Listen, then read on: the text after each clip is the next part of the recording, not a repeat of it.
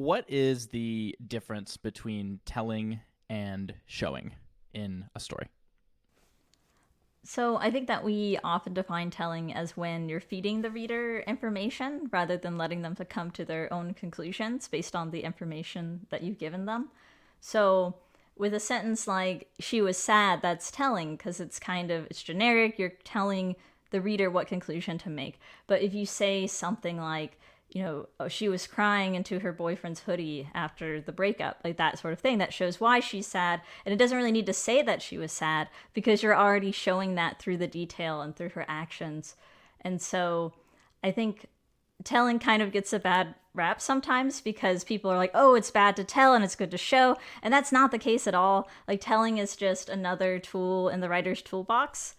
But because, if you had too much telling or too much showing or too much telling, then the book would be boring one way or the other. It'd be way too long or it would just have no emotion if there's too much telling. And so telling is really useful for quickly conveying information. And there's also like a lot of ambiguity between those things. It's not like, oh, this is telling and this is showing.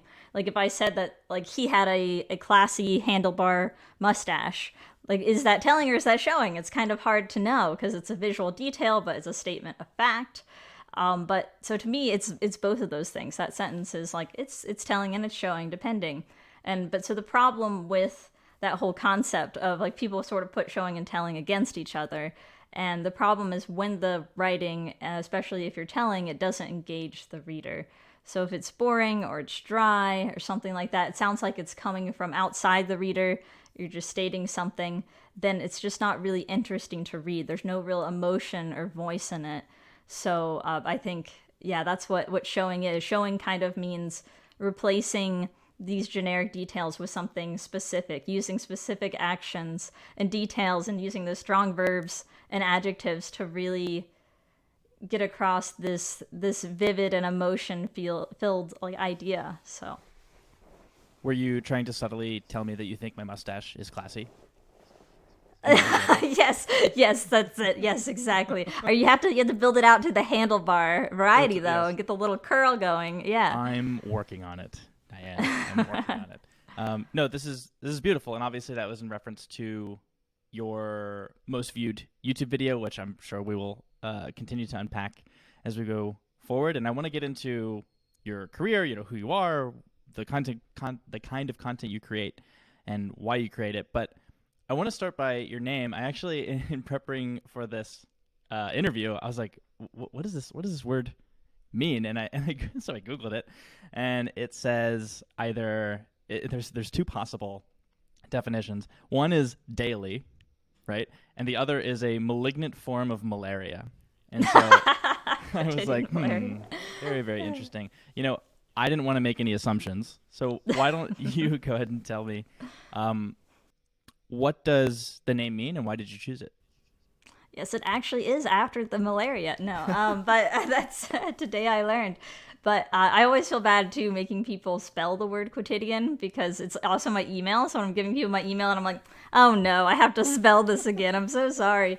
But yeah, you're right. Like quotidian means daily or happening every day. It also means ordinary or commonplace, which is probably where the malaria part comes in. But that is like that kind of ordinary aspect, that daily aspect. That's kind of how I see myself as a writer and as a YouTuber. I'm not this all-knowing guru. I'm just like another writer who strives to write every day, although I often fall short of that for sure.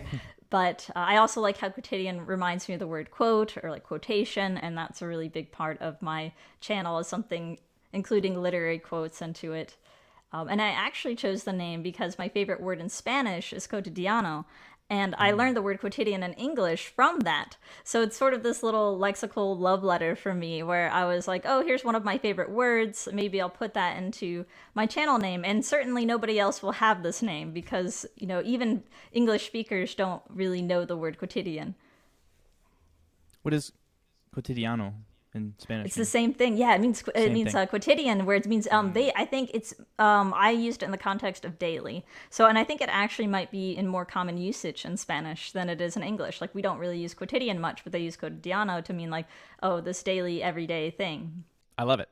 I love it. And I'm obviously here in Buenos Aires, so that'll be helpful. Maybe I'll impress Yeah, somebody yeah. when I use that. Yeah, in go my... test it out and see if I'm right or not, because it's been a while since I've taken Spanish classes. So Yeah. I'll like say it, and then people just want to start like fighting me. I'm like, I she was wrong. She was Yeah. this is not what it means at all. It means something horribly offensive. She tricked me.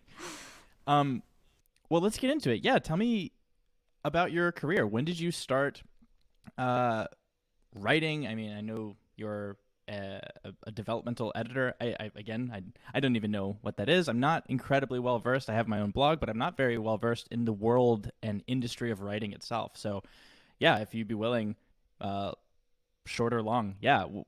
When did you start this career of yours? What brought you to creating content around it? Yeah, could you just give me the spiel? yeah, I'll give you the chronological thing. But, like many writers, I'd wanted to be an author when I was a kid because I was an avid reader. It's always the pipeline is reader to writer. And then for me, that went one step further to editor as well, because I went to college and I majored in English and psychology with minors in creative writing, professional writing, super into writing. And so I had the intention of going into the fiction editing world, but it's really hard to make a full-time career out of doing fiction writing. So that's part of the reason I wanted to be an editor, to have that other source of income and to kind of stay active in the publishing world. But for me, the freelance world also allowed me to work from my home state of Ohio, because most editing and like literary agent types of jobs are in New York City and places that are quite hard to live financially and emotionally. But so with freelancing, I became like a copy editor and a developmental editor. So that allowed me to keep learning about writing while I was also trying to become a better writer. And so for those who are unfamiliar, copy editing is helping with grammar and style on a sentence level. And so developmental editing is the big picture stuff like plot structure, characterization, and world building. And so I got my first fiction freelance editing job on Upwork around like 6 years ago. I'd done a lot of writing tutoring for essays, for resumes, cover letters, for personal statements, so a lot of more nonfiction type of things. And so I shifted into the fiction world, which is where I really wanted to be.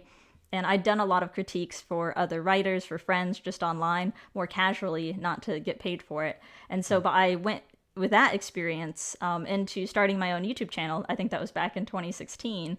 And that began attracting people to my editing services. And so that's how I built my business without ever having to advertise, really. And from there, one of my YouTube fans, Jordan Riley Swan, he invited me to start like a little indie publishing company with him, which is Story Garden Publishing. And I've edited a bunch of books with them. And I also did like the plot outline, a lot of heavy editing for this urban fantasy trilogy. The first book is Wish Hunter. The second book, Wish Taker, is coming out this summer. So I'm really excited for that. So it was very like this big shift into, like, I'd also written other plot lines for other authors as well. So I'd sort of created this career for myself as a freelancer, but at the same time I was working on my own writing, specifically like short stories and novels. Also wrote like essays and poetry. But about 5 months ago, I shifted from freelancing to doing a full-time job of doing like arts marketing for like a local art gallery. So I still work on like Story Garden projects and like my own writing, but it is like I've shifted away from that freelance editing thing. And that's why I also haven't had a video out for several months. So that is the challenge of going from this freelance position to trying to make it in the, like, being a content creator. Like, if you can only be, can you only have a full-time job or only be like a full-time content creator? And that is also a big challenge that I'm working through right now. So yeah well, thank you for sharing. And I'm reminded of a conversation I had on this show with his name is Chewy, and he runs the the YouTube channel Chujitsu, and he teaches people about jujitsu, Brazilian jiu-jitsu. It's martial art. And he blew up so much that the channel became its own that's how he marketed his gym. Like, he's running a gym full time, he's running his own business, and the channel became so big that became the way that people knew who he was. And like, people come from all over the country, sometimes all over the world, just to like train with him and see his gym. So I'm wondering, can you tell me more about just a section of what you just laid out, which was like the YouTube channel, the content you were creating was actually becoming a marketing system for you and your business? Like, I guess a more defined question would be, what do you think your business would look like now if you never started a YouTube channel? Yeah, I think I would have probably gone into a full-time job sooner. I think I would have, and it wouldn't have been fiction related, or I would have stayed with other types of clients, which aren't as interesting. Like I really like working with individual clients.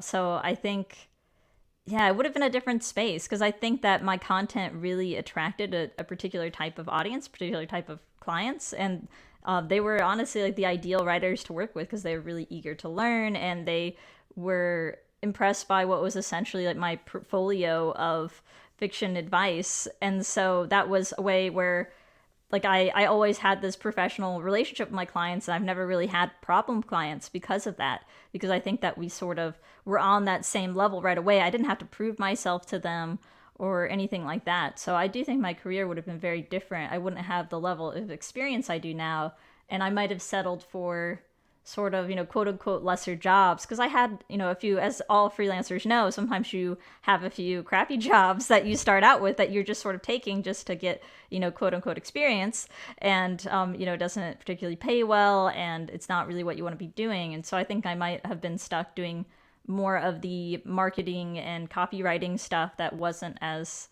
much of an interest of mine. So. Sure. Yeah. So then I discovered your channel from, yeah, like I mentioned earlier, this 2 point, I think as of right now you have 2.2 million views on this show Don't Tell video. And right when I opened your channel, between the artwork, the thumbnails, and just the overall vibe, like the titles and the clear theme and niche of your channel, I was like, this feels like I'm in an enormous, beautiful bookstore is the vibe that I get. Like a digital bookstore is where I feel like I'm at. And yeah, could you just take me through what was the first idea or the first thought that you had of like, all right, I'm going to make a YouTube channel out of these things that I'm so passionate about. I want to talk about it. I want to help other people improve their writing. I want to share what's in here with the internet. What was that decision like for you, and what were the first few months like in general for you?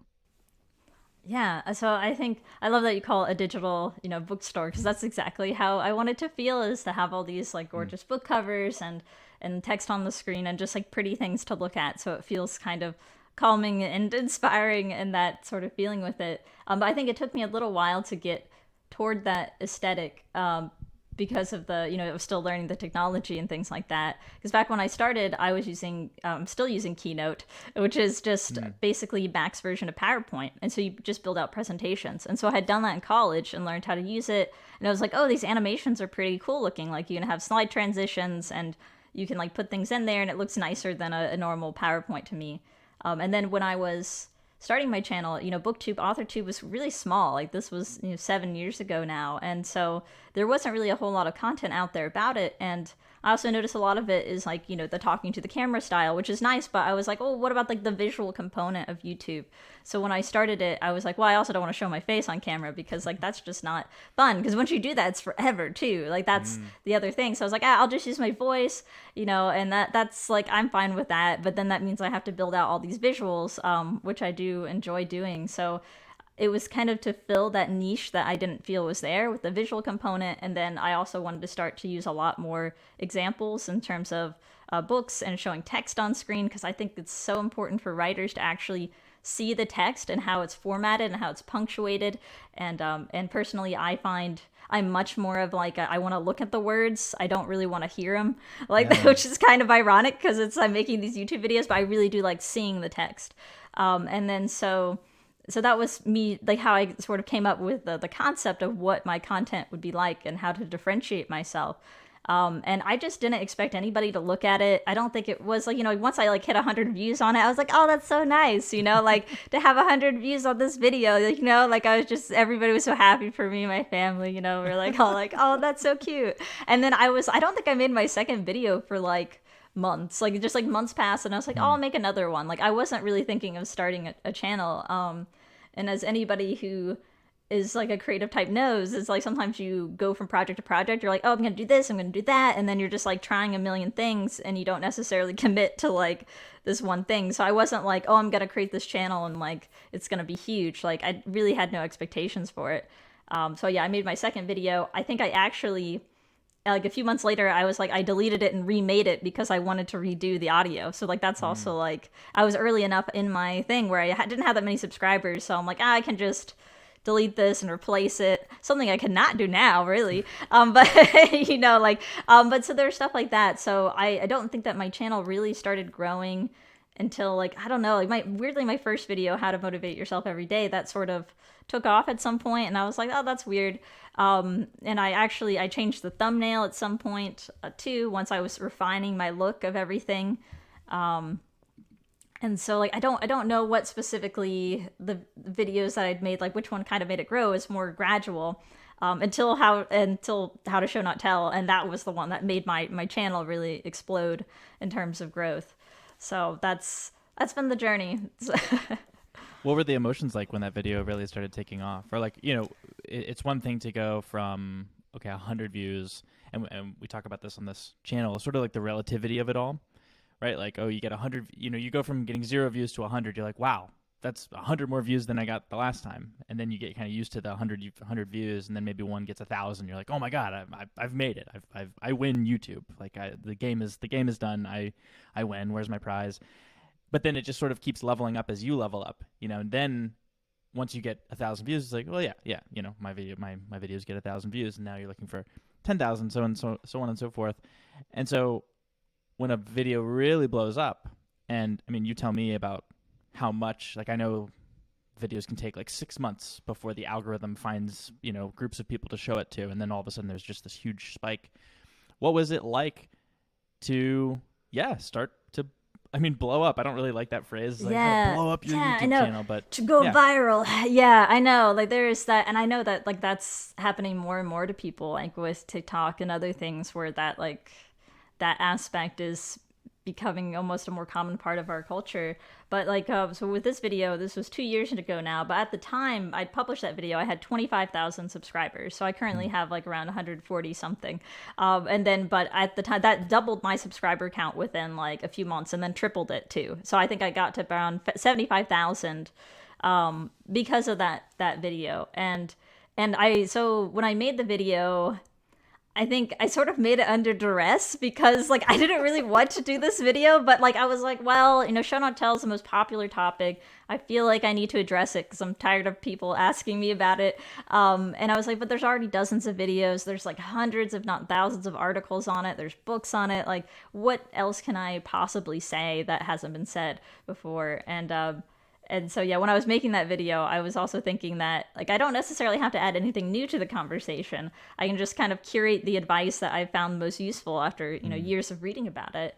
So that video in particular was sort of a compendium of all my favorite tips on the subject. It was one of my longest videos at the time, too, 27 minutes. Now I can't make any videos shorter than that. I'm, like, pathologically incapable of making a short video now. But, yeah, so I think about like in a week after publishing it, I think that's when the YouTube algorithm blessed it. And then it was really launched up from there. So I expected it to do well, but not to that degree. And I think there is like this feeling like once your audience gets that big, you have to start like caring about certain things more. And then certain things get like amplified in a way that you're like, oh, I did not anticipate that at all. Like, you know, like there's certain things you wish you would have changed if you knew that millions of people were watching it versus just like, you know, your however many subscribers. You're like, oh, they'll watch it and they'll like it because they're nice to me. But then now you have like millions of people who never heard of you in their lives. So like in that video in particular, I made this very silly joke where I'm like talking about the author Chuck Palahniuk, and I call him like Chuck Pumpernickel, and I say that because I'm just like, because Palahniuk's name has like several pronunciations, and I've like talked about him before in videos, so I'm like, oh, whatever, I'll just do this as like a silly thing because I always make really stupid puns in my videos.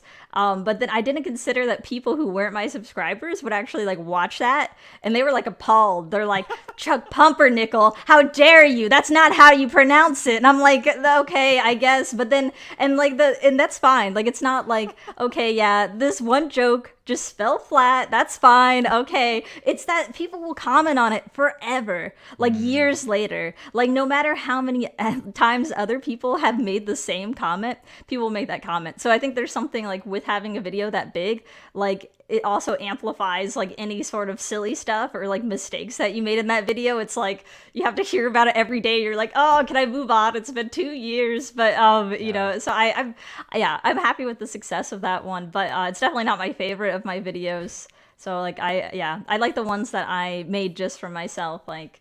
And they just sometimes they happen to do well, like the writing fiction with emotional honesty. I'm still really proud of that one. So. It's such a great point you bring up, which is scalability, or just when things scale, like the percentages of people. So if 1% of people are just crazy, and then you scale that up to 2.2 million views, what's 1% of 2.2 million? Is that like 22,000? That sounds like a number. Yeah. It definitely sounds like I did the correct math just then. But even whether that's correct or not, but let's like, okay, thousands and thousands of people now who are crazy see this thing and hear pumpernickel and lose their minds about it. And it's such a great point. It works both ways, right? Like it's advice that we've shared on this show before, where it's like, if you're a newer creator, no one cares. No one knows who you are. No one's watching your stuff. So you have the freedom to just play around. Just experiment. Like no one cares. People worry so much like, oh, I don't want to start a YouTube channel because like, what if people see my crappy YouTube channel? And it's like, no. That's not going to be the problem. The problem is no one will see your crappy YouTube channel because it's a crappy YouTube channel. No one's tuning in. No one's if it's really bad, no one, barring maybe a few very supportive friends or family members, are going to be tuning in regularly to watch every single second of your mediocre content that you're creating. So just experiment. Go. Just upload as much as you can. Improve your skills as best you can. Get as many reps as you possibly can. And so it's interesting to hear you. This is the first time I've heard that perspective of like, okay, but then you do something like that, or you practice that mindset, and then something really gets a lot of exposure, and now those little things that you didn't think about. Yeah, I love how you put it. The little things that you weren't thinking about at all become greatly exposed when you scale something up 10 times, 100 times. Exactly. I think it's also like, is it reaching, your subscriber audience versus the outside one? Because I think sometimes, I create content for a particular audience of fiction writers, of like people who are, maybe similar to me. I tried not to be like, obviously I'm American, so there's going to be like an American bias in my videos in terms of what I read. But, I try to expand beyond that and be like culturally conscious because I do have an international audience. But there are times when like, I miss out on things like that, or like even people that aren't in the fiction writing community are going to find my videos and they're going to be like the show Not Tell one was so funny. I've gotten many comments where they're like, oh, that doesn't make sense because all stories are telling. Like, and they're like, this doesn't even, like, they're going over the semantics of like what show and tell literally mean. But I'm like, oh, they don't know the context of this, which is the context in the writing community of what this means is different than what it would mean to like the average person. But yeah, I think to people making YouTube channels, or any type of content, it's like the first things that you make, they're going to be like, they can be good still, but you're going to refine it as you go. Like, cause every single time, like, yeah, like my thumbnails came later. My like, I had a fan actually made me a new little intro thing that I use for my more recent videos. And like my first couple videos, they're more like slide decks versus my current ones are more B-roll. Like I use a lot more video footage. Like I'm almost all video footage now versus before it was all like kind of stationary. So like I do a lot more of like stock footage, so because I like that idea of motion and making it a little less PowerPointy. But like, so I think that yeah, your content's gonna evolve, and I actually really love looking at content creators, like early content, like seeing like their most recent video, go back to their first one and like watch it. And I think that's part of it. Like people like that, the rawness, the authenticity. They like finding you when you weren't like perfect. And it still surprises me so much when I get like really nice comments on my first video, the how to motivate yourself to write every day, which I cannot watch again, obviously. Like there's so many reasons where I'm like, no, like I can't watch that. But yeah, but it's like, but people are like, oh, I still enjoy, like this was so helpful, and like thank you. And I'm like, I'm confused because I just like want to like bury it because I'm tired of looking at it, but it's still going to be one of my top videos, and it's just going to keep accruing views. So it's like, yeah, you want to make it something you're proud of and something that's good, but at the same time, like people are always going to find certain things to be enjoyable, even if it's not polished. I mean, obviously, sometimes like the more unpolished stuff does better. So, Yeah. Yeah. It's such a great point. And I think, too, there's whatever the most viewed, it's like Beethoven's Fifth or something, like one of the most, just like a masterpiece. And I don't know much about classical music, but, just like one of those all-time most popular masterpieces that has just stood the test of time. And you YouTube it, and this was back when the thumbs down thing was still visible, and there's like 25,000 thumbs downs, like like hundreds of millions of views, hundreds of tens of thousands of thumbs downs. I'm like, you gave this a thumbs down? This is like one of the greatest pieces of art that's ever been created by a human being ever, and it's lasting hundreds and hundreds of years after it was built. It's just like, yeah, enough people see a thing, you're gonna get all types of reactions.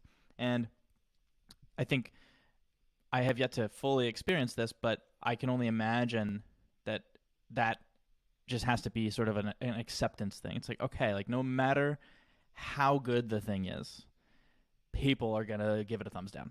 Like some people will give it a thumbs down no matter the quality.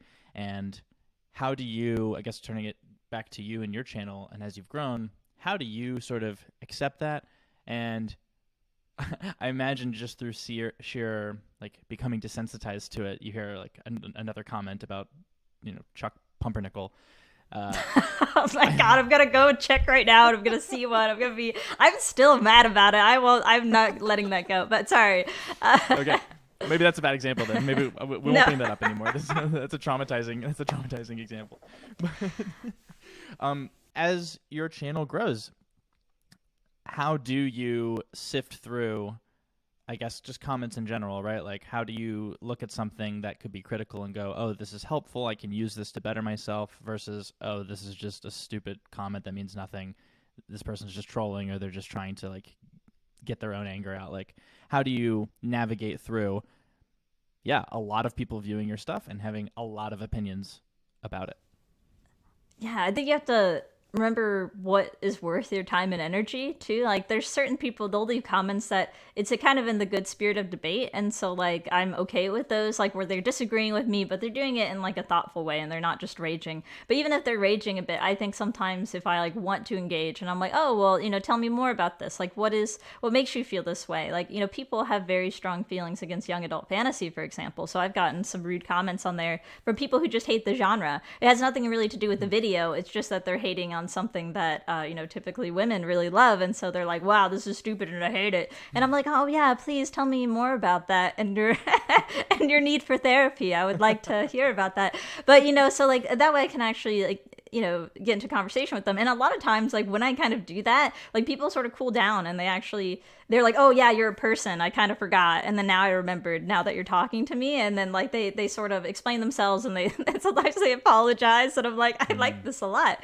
But and there's certain people it's like not worth engaging with, because sometimes they're watching your content and they're not really watching you. They're sort of separating those things. Like they're just like, I hate this thing that you made, and they don't know anything about you and they don't really care. Yeah. So I think that there is that separation sometimes.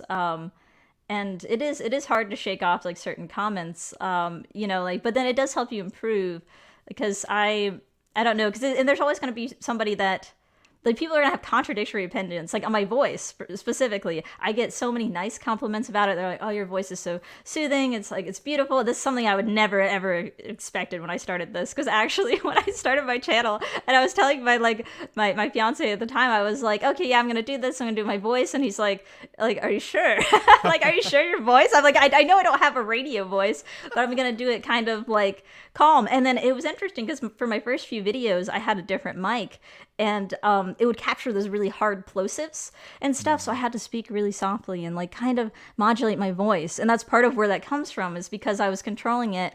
And it's even quieter in my original videos, and then once I got like a better mic, I could sort of articulate a little more without having that problem, because figuring out audio is a very long journey for me. And like even now I feel like my audio is better in my more recent ones, but like I still feel like I can make it better, because I will get comments from people that will be like, oh, you could try this or that, and most of the time they're being very helpful and they're trying to give advice, and so I appreciate that. So I'm trying to improve that, and use that as like, because I know that's one of my my sort of uncertainties with like making videos is the audio production side of it, because I do everything myself for my videos. Like nobody else is helping me. I'm doing like the scripts and the audio and the video production and all the editing, so it's not like I have anybody else that can really like help me with that.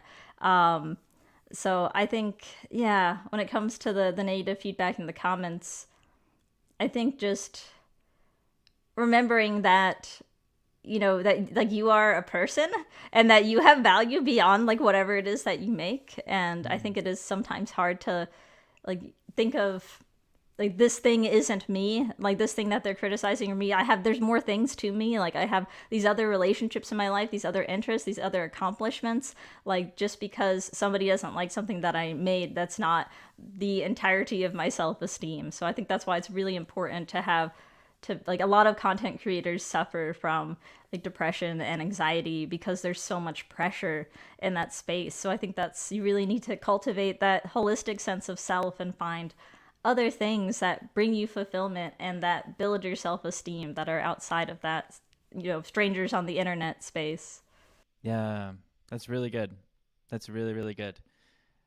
It's just your team of one. That's a lot. That's a lot of jobs for a single human being. And you have a full-time job. And I imagine I'm going to go ahead and guess that you have a life outside of just the things that you do for work and the things that you create.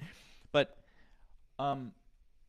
what is your typical process like? Like they're very involved videos, right? The amount of prepping and scripting and researching that you do, I mean, all it takes is just like watching 5 minutes of one of your videos, and it's so involved. You mentioned earlier, I love it too, as someone who's not very much well-versed in the literary space. I love the quotes and the passages that you share, and they're typically from images that look like these old editions of these books or pieces of work or poetry books.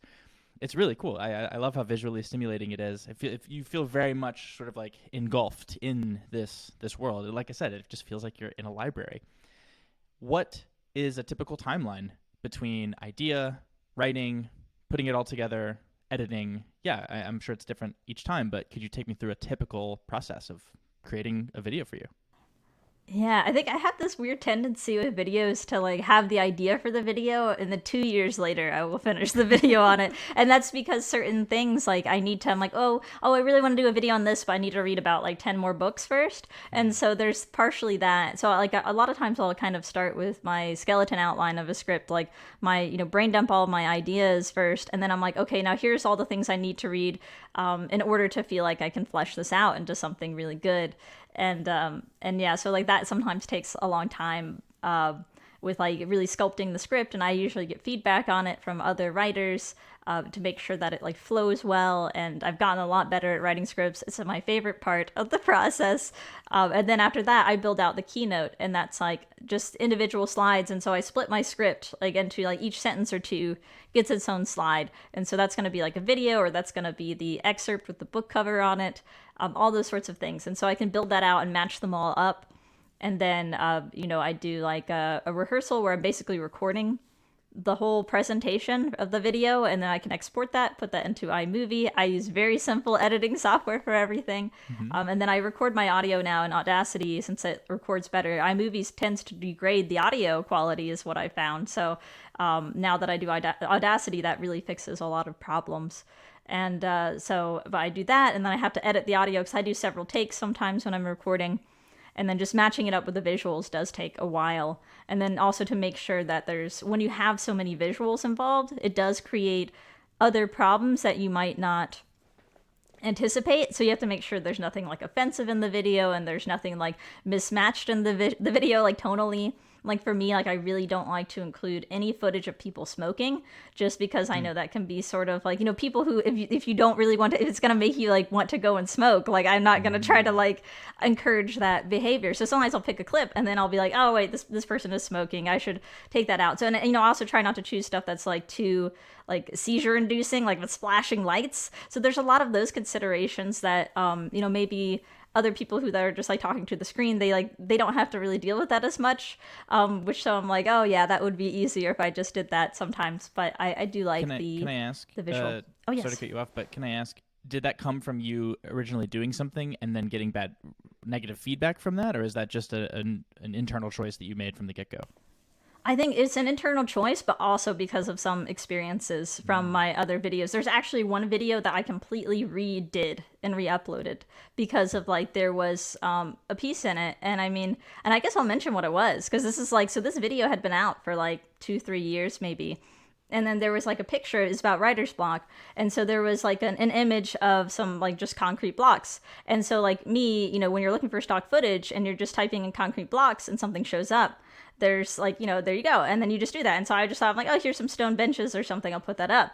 And so what I didn't know, and what one of my viewers like commented on like 2 years later was like, they were like, oh, that's like a Holocaust memorial. And I was like, that's real bad. I don't want to have that in my video. And obviously YouTube doesn't let you edit it. So I was like, you know what? I'm just going to redo this whole video because I actually ended up re-recording the audio. I added some more like B-roll footage in it because, partially I want to do right by my viewers, but like, and I don't want to do anything that like causes, unintentional harm or whatever you want to say about it. But like, because yeah, there are things that like I don't know and that I'll miss when doing something so visual heavy.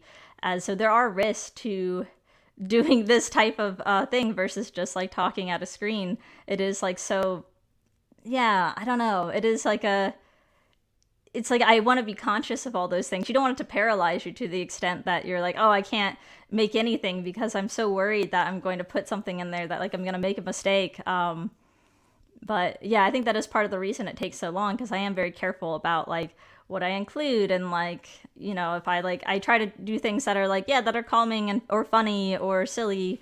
And so like I just, when I'm going through my visuals, I'm making sure it all aligns with that. Yeah. Yeah. Wow. And I think it's a really important point that you've brought up several times now, which is you can go back. I feel like a lot of, especially beginner creators, don't really know this. You can go back and change the titles of your videos. You can change the thumbnails of your videos. And maybe someone would be they hear that story and they would be like, oh my God, it's been out for 2-3 years, especially if it has accumulated a decent amount of views. It's like, how, I can't go back and it's almost like what is it? Sunk cost fallacy. Yeah. This thing already exists and I've invested time and energy into this thing and it's out there. I can't possibly imagine going out and just like privating it or deleting the video and just completely redoing it into something new. But it's fascinating. It's fascinating. I think Nate from Channel Makers calls it a channel audit, which is like going back and basically reorganizing, revamping your channel. And then there's also the thing you brought up several minutes ago, which is like, okay, there's that, but there's also just keeping your older stuff, keeping your older, maybe lower quality stuff that makes you cringe when you watch it. That's, I think, one of the most relatable things as any sort of creator, whether you're a podcaster, writer, or YouTuber. Going back and looking at your old stuff. A few weeks ago, my friends and we went to my privated videos on my account, and I did a daily vlog for several months because I wanted to be Casey Neistat. And we were watching one that one of those friends was in. He was like, oh yeah, like, do you still have that? Can we watch that? And I said, yeah, let's watch it. And we put it up on the big screen, and they enjoyed it. But I'm not exaggerating for effect. I couldn't look at the screen. I had my face in my hand, and I was listening to it, but I was just like, my face was hot. I started sweating. I was like, this is so terrible. I cannot believe that I was looking at this. I edited this. I was editing this, and I was like, this is good. I can now hit upload and put this out into the internet. And it's an awful feeling, but it's also, I think, a really beautiful thing because it is just a sign that you have grown and that you have improved to the point now where your standards are higher. You have a better eye for quality. Like, how cool is that you look at something that you in the past thought was good enough to hit upload, and you're like, I would never upload this. It's like, okay, that means that you're better. It means that you put in the time and effort needed to be a better creator than you were in the past. So, yeah, just very, very relatable. I'm like getting anxiety right now as I'm thinking about. I absolutely agree though. And I think also the interesting thing is the almost psychological effect of hearing our own voices. Like it creates just automatic cringe. And I don't know if you've experienced that too, like since especially with podcasting, because a lot of people are like, well, how do you listen to your own voice when you're editing? And I'm like, yeah, it is torture sometimes. You get used to it. But like whenever somebody tries to play one of my videos like aloud while I'm in the room, I'm like, don't do that. Like I don't want to hear myself talk right now. Like, but like, so I think that, you know, you get used to it to some degree, but there is this weird natural thing where we hear our own voices. I think it's because it sounds different from how it sounds to ourselves and our bodies versus like outside. Creates like an existential crisis of like, oh no, I sound different than I think I do. Totally. But yeah, I'll be having these conversations, and in my eyes, I'm like, so Diane, tell me about your channel, and then I listen to it, and I'm like, so Diane, yeah, oh my god, that's so good. I know, yeah. I love that. Yeah, I'm sure it's different for everybody. For me, it took months, you know, of this was in years past when I was just exploring with different kinds of podcasts, different kinds of YouTube channels. I tried a lot of different things. I wanted to do sketch comedy, sketch comedy. I wanted to do daily vlogs. I did personal development content. I did just a random podcast with my friends where we would just drink and just talk for 5 hours. And I was like, why doesn't anybody want to listen to this? It's like, it's horrible. It's just absolute trash. I had people on to talk about their passions, and just tried all sorts of stuff, and it was torture. I couldn't really listen to myself, and that the first few weeks I was like, I don't really know if I can do this because it is so painful to just listen to myself. And I think just by sheer exposure to that discomfort, it's hard to pinpoint a specific time, but eventually, for me at least, it just kind of wore off. And I don't know if it sounds to me like there's still maybe some discomfort with you. I would love to hear your take, but just now, I don't know. Maybe I'm sure getting older and maturing too is helpful, but now I don't know. I listen to myself, and the voice thing doesn't really bother me. It's more how I formulate and articulate myself that really gets me. So if I am listening to a previous episode and I just go, God, like, what are you, like, you sound so boring. Not like, oh, the sound of your voice is making me cringe. It's just like, dude, get to the point. What are you trying to say? How does this piece together? Or I'll listen to how bad of an interviewer I was in the past. I'm like, dude, she just said this thing. Like, this is the obvious follow-up question to ask. You're like, no, don't move on to the next thing. It's more like the quality of articulation and constructing of ideas that really gets to me. But I don't know. What's your take when you hear all that? No, that's brilliant. Because, you know, for me, speaking off the cuff is it's still a little uncomfortable. I've gotten better at it. But if you're not really used to public speaking spontaneously in that way, it's difficult because I sort of have to control myself from saying like or ending every sentence on like, and so, you know, like kind of getting rid of those verbal tics when you're not really used to doing that. But yeah, for me, reading scripted content is a little easier because I don't have to worry so much because I'm formulating it that way. But the way I read it, the tone I read it in, and if I read it in a way that sounds like way too forced or it's too loud or it's too flat, like a really like monotone voice, is a struggle. So I think that's something I definitely pay attention to. And I think you're right. There is like a function of one, doing the thing a lot, which is really comforting. Like the more you do it, the more confident you get, the more comfortable. And then the other two is like getting older. And then, you know, you have, I don't want to curse on your show, but like if you have, you know, this, if you have zero bucks to give. So like once you get to your like 30s or that sort of realm, like I think I have been promised and I am like achieving the realm of $0, and like this is so great, like where you stop caring so much about what other people think. And I think it also helps to have people that really support you and believe in you, to have that like fan base and supportive like family and friends who are like, wow, you're really amazing, because that's something that could kind of buoy you and like help you figure out what you're actually doing well. Because that's hard to know, like when you're just sitting in your room making this thing for like nobody, it's hard to know, like I don't know what's good and what's not. So if you have people to just sort of comfort you, like, yeah, keep doing that thing you're doing, like I like that thing that you're doing, so it's very comforting.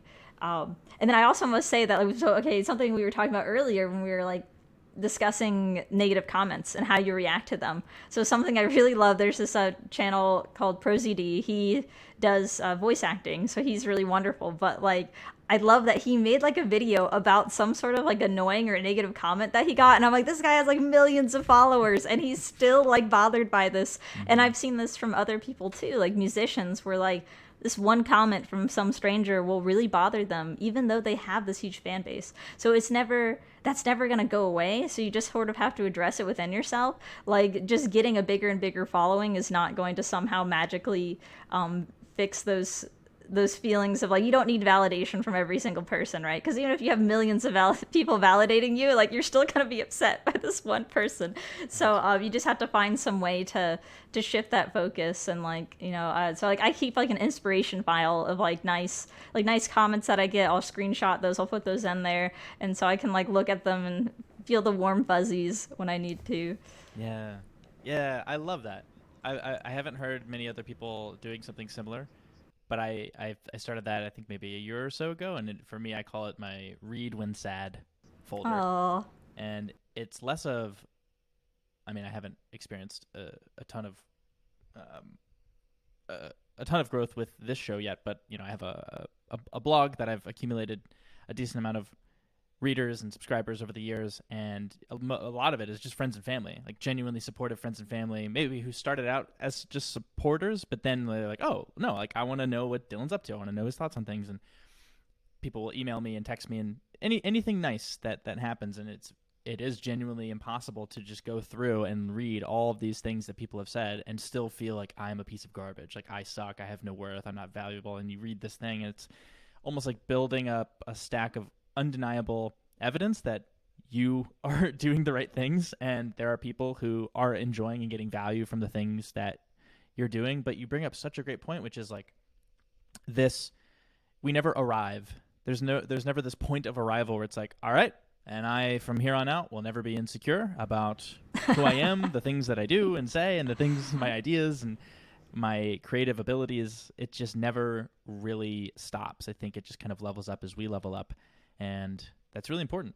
It's really important because there's this, I think there's this idea of like, oh, once I get to 100,000 subscribers, it's like, then I will be different, and then my world will be different. And it's just like, no, the only difference is you have 100,000 subscribers. That's really the only difference. And not to downplay that. I mean, of course, that's a great achievement, and it's also, you know, more opportunities and awesome things open up when stuff like that happens. But just the emotional side of things, I think, I can only imagine, don't change that much. But I can ask you, because you have over 100,000 subscribers. When you hit that point, what did change, if anything, for you, internally, externally?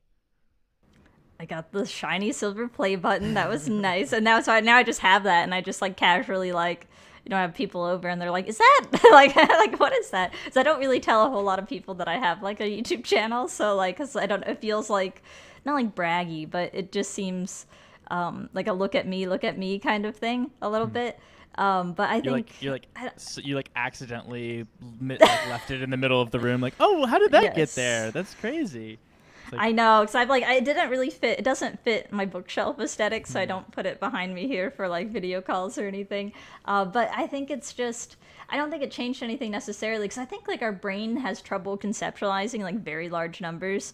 And like, you're like, okay, wow, like 100 people, 500 people, that's a lot. I can imagine like the stadium filled with it. And then you're like 100,000 people, you're like, I don't know what that number looks like. Like, I can't imagine that many people. So it almost becomes like, I still feel the same way I did making videos when I was first doing it. Like, I'm still just like, here's me just making this video and then just putting it out there, and then it just happens to get like a lot more like views and comments. And then the people are very nice, like just very like my subscribers are so incredibly kind. And then I upload so infrequently though that they're always like, you're alive. Like every time I post, they're like, oh my gosh, you came back. And I'm like, no, this is just my regular like upload speed. But they're really nice. And so I think that's just something comforting too, like having that big of a following where you don't post in a while and all of a sudden you do post. It's like they're still there, you still like kind of exist in some corner of their mind. Because sometimes I worry about that. I'm like, oh, if I don't post, I feel this anxiety about like, it's been 4 months since I posted,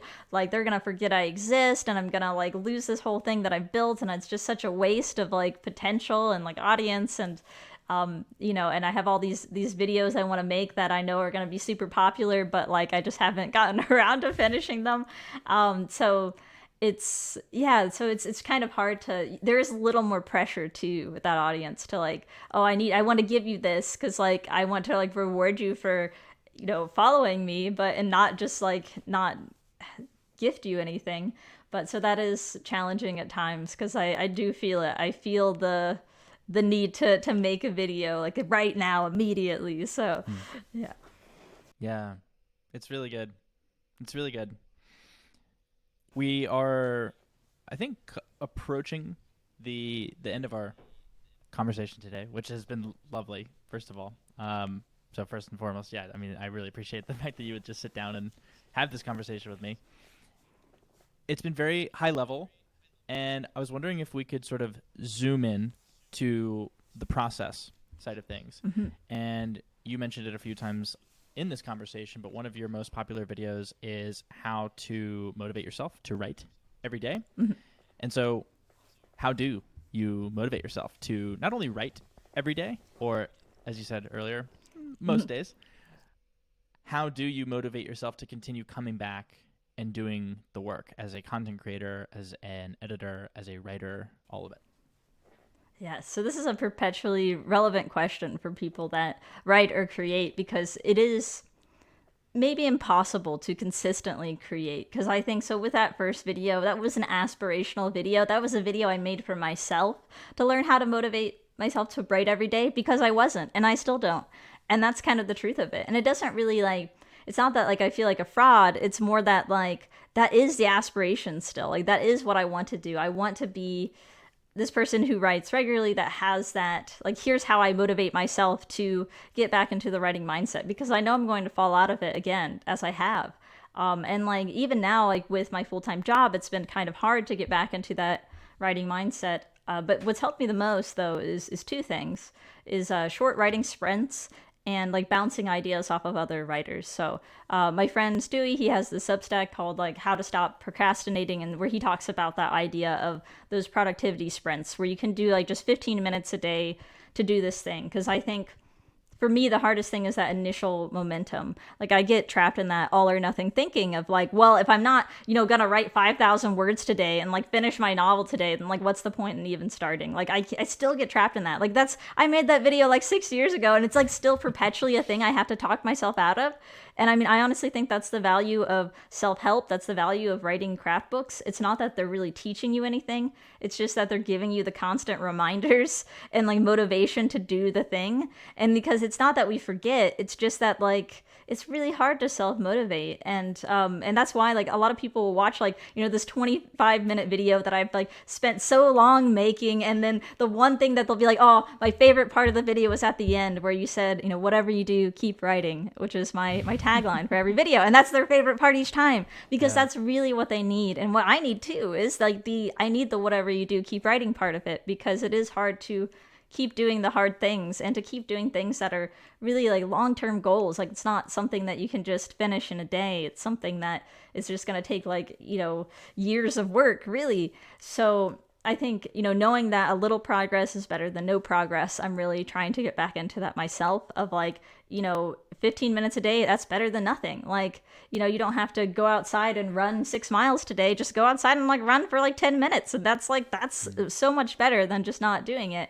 And then with the other side of it, of like finding motivation from other people kind of in your community, especially for me, from other writers, it's just so valuable to have somebody I can talk to about the story who knows the story as well. So I can kind of like bounce off ideas. Like just this past week, I've had such motivating discussions with my writing friends, and that made me get excited about my project again. And it's that excitement that really keeps you going. And I know that some people aren't really a fan of like sharing their goals with other people, but for me, it's not necessarily about sharing the goal. It's about sharing like what are you struggling with in your project? What are you excited about? Like talk about that to somebody else so you articulate it, and then you start to feel it. So you start to feel like, oh, here's my problem. And then you talk yourself through the problem and you're like, oh, actually, now I know how to kind of tackle that. And now you're excited to go back into it because you don't have that indecision of, what to do about this problem.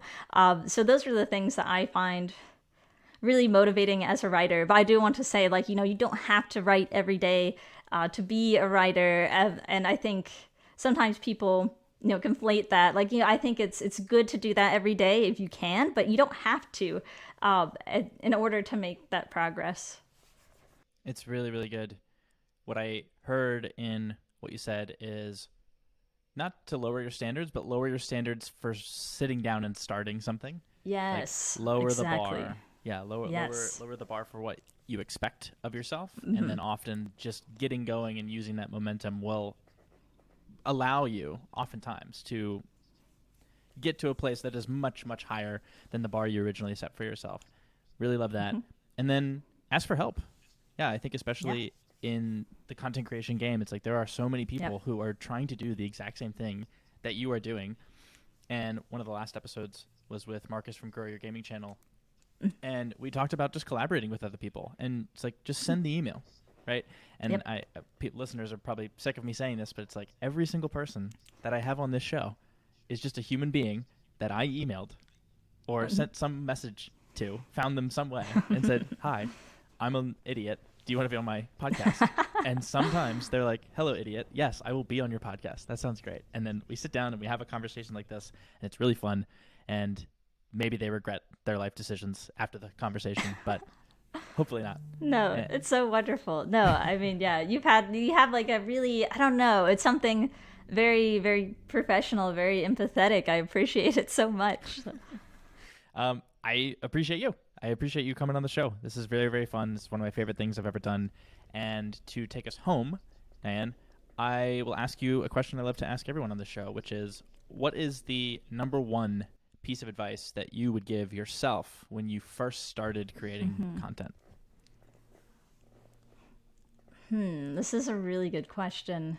I think I would say that it's okay to not produce content super frequently, which I think is something I knew from the beginning, but it has caused me like a lot of anxiety constantly to just think of like, oh, I'm letting this thing just die by not keeping it alive enough. But the truth is that you have to keep things in your life in perspective. Like when it comes to being a content creator, like, I mean, some people are relying on it for their livelihoods, right? But I think that you need to keep that sense of fun and that sense of self in it. Like, so for me, I really do want to first and foremost create content for myself and not for my audience. Like, I think it's very helpful to create things that are useful for them, that are entertaining for them. But as soon as you start to just cater to that, it's going to make you a lot more unhappy in the long run. So I think you really need to have that excitement for the things that you're making, and people sense that when you make it. And so that's why for me and for my younger self, that to just like tell her that it's, you follow it when it's exciting, like, like don't force it, and like it doesn't, you do it on your own time scale, and that's okay if that's slower and it doesn't, and don't have any expectations for where things are going. And I think that's actually something that I've done. My younger self did pretty well, was that like, oh, I'm just kind of doing this without expecting it to grow like a huge amount. And I think that's really taken some of that pressure off, where, I get to create things that are fun for me, even if nobody else in the world likes this thing. I created this thing that I like, and that's what's keeps me going. It's a really, really helpful perspective, especially because it's one that we don't often share on this show. It's something that it actually runs counter to a thing that I say all the time, and I think a lot of people in this space say all the time. It's like, pick a number of uploads per week and just stick to that number no matter what. But you're so right that the downside to that is, well, what if you're not incredibly thrilled with the thing that you choose to upload this week? Or what if because of that, you're now just uploading something just to upload it, just to hit this number, this quota that you set for yourself? And I certainly feel that, whether it's a blog or not an episode, because I'm proud of, I love every single one of these conversations, but like a YouTube clip, I take these parts of these conversations and I piece them together and I put them into YouTube clips. It's like, all right, I'm going to do 2 a week or 2 YouTube shorts a week. And it's just like, all right, well, there are going to be weeks where I'm super thrilled with the quality of these clips, and there's going to be weeks where it's just like, I'm just kind of stringing together just to put something up, to upload something. And so I appreciate you sharing that, because it does run counter to the energy of this show. It's very important to keep in mind. So thank you. Yeah, and I think a lot of people ask me about, how my YouTube channel grew so much and things like that. And the truth is that I have done almost everything wrong. Like I know this, like doing my channel is because, I don't upload regularly. I don't like focus on this short content. I don't show my face. I don't do any like real marketing for it or things like that. And like I do consider, like I want it to be like high quality content, but ultimately I just want it to be something that like I make that interest me, and regardless of this whole like algorithm side of it. And I think that I do feel like, like a unicorn or an outlier in that way. Like I want to advise people to follow like the same path I did, because I do think that, speaking to really popular topics like, how to show not tell is so popular in the writing community, or, talking about popular fandoms, and like, cause I know how to grow my channel. If I wanted to like triple the size of my YouTube channel, I could, cause I'm like, okay, I'm just going to analyze Game of Thrones and like Hunger Games, and we're going to like call it a day. Cause like I know that would really like just explode my channel, but I'm like, I don't really feel like making that like right now. Maybe at some point, but I think that I do think you can do things to better guarantee your chances of success. Like you said, like publishing frequently and kind of catering to certain audiences. But I guess I'm like one anecdotal like example of something of where you can just do whatever you want and still somehow succeed. So it's like, don't expect that you will succeed this way, but you can still do this and somehow magically have the algorithm work in your favor. Totally. I don't know if this is going to track at all, but in chess, there are opening principles to follow. Right? Control the center of the board, get your pieces out, castle your king to safety. Yes. But these are just principles. These are not, if you do not do every single one of these things, you are guaranteed to lose the game. And actually, as you get better at the game of chess, you know when to purposefully break these principles. And I think that holds true in so many other aspects, right? There's no absolute one way to grow and build a successful YouTube channel per the examples that you just laid out, right? Yes, and I mean, that's also true. Like, the principle of my channel is that there's no one right way to write a story. There's no one right way to write fiction. Like, that's the thing. Like, I'm giving those tools, I'm giving those opening moves that you can increase your chances of winning as in getting published and getting readers. But there's so many ways to do it and to find success. So, don't feel like you have to play by the rules, like, if you don't want to. So, well, I'm really glad that you have done things the way that you've done them.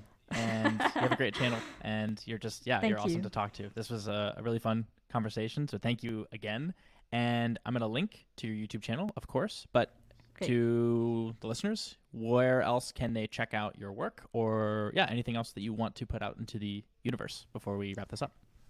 Yeah, so I have a website, and I kind of aggregate everything there, but I put my scripts for my YouTube videos on Medium, so there's always a text version that you can read instead. I'm on Twitter, I'm on Instagram. I probably am on Twitter the most often these days. But yeah, like if you just like Google Quotidian Writer, I just like all of my stuff pops up. And I also have my list of writing on my website as well. So if you want to read like my short stories or my poetry or something like that, you can go there. And I also have a list of like recommended books on there too, since obviously I read a little bit. So there's some of that there. But yeah, I mean, I guess the big thing, if you're a creator, you keep creating, and if you're a writer, keep writing. So Love it. I love it. I will link to all of those in the show notes and the description of the YouTube video below. Diane, you're awesome. Thank you so much for this. Thank you. It was wonderful. It's so nice to meet you too.